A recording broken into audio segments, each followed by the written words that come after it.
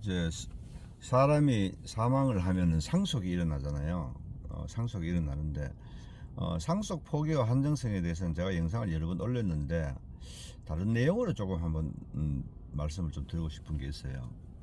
이제 빚을 남기고 이제 돌아가시면 대체적으로 상속 포기만을 생각하는데 그 상속을 이제 1순위 상속인이 포기를 하잖아요. 예컨대 배우자나 자녀 이런 분들이 대체적으로 상속 1순위인데 상속 1순위에서 상속을 포기를 해버리면은 그 다음에 돌아가신 분의 형제 자매에게 또 상속이 이루어지거든요. 또 돌아가신 분의 부모가 있으면 또 부모한테도 상속이 이루어져요.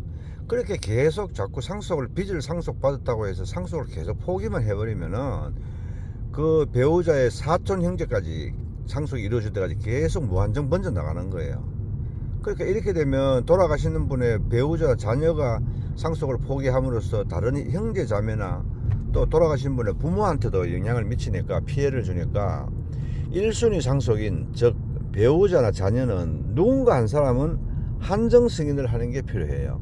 그렇게 한정 승인을 하면 더 이상 상속 빚이 이제 번지는 걸 막을 수가 있어요. 그래서 이제 한정 승인을 많이 권유를 해드리는데 돌아가시는 분의 자동차나 아니면 부동산이 있는 경우에는 한정 승인을 하고 난 다음에 그 빚 청산을 해야 되거든요.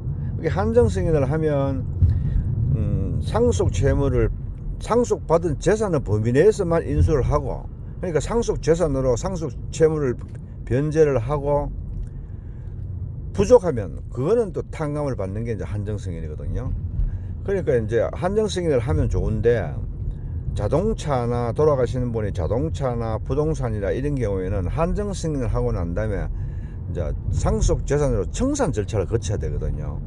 그게 이제 신문 공고도 하고 신문 공고해가지고 상속 채권자들에서 신고를 기다렸다가 저 청산을 해야 되는데 안분 비례로 청산해야 되는데 거기에 따라서 뭐 부동산에 대해서 건재당권이 있다거나 우선순위자가 있으면은 그 우선순위자에게 먼저 배당을 하고 이러한 배당에 관해서 잘 모르잖아요. 잘 모르니까 그 다음에는 어떤 방법을 선택해야 하느냐면 상속재산 파산 신청을 하면 돼요.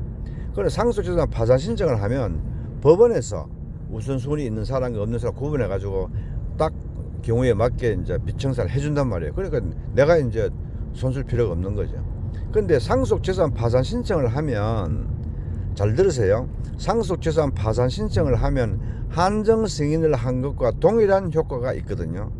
그러니까 한정 승인을 한 후에 또다시 상속재산 파산 신청을 할 필요가 없이 곧바로 상속재산 파산 신청을 하면 돼요.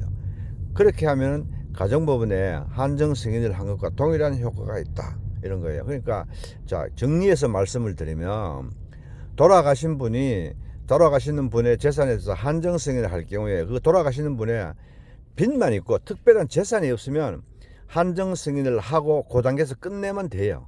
그런데 빚이 재산이 조금 있다 이런 경우에는 한정 승인을 하지 말고 바로 상속재산은 파산 신청을 하면 된다 이렇게 말씀을 드릴게요.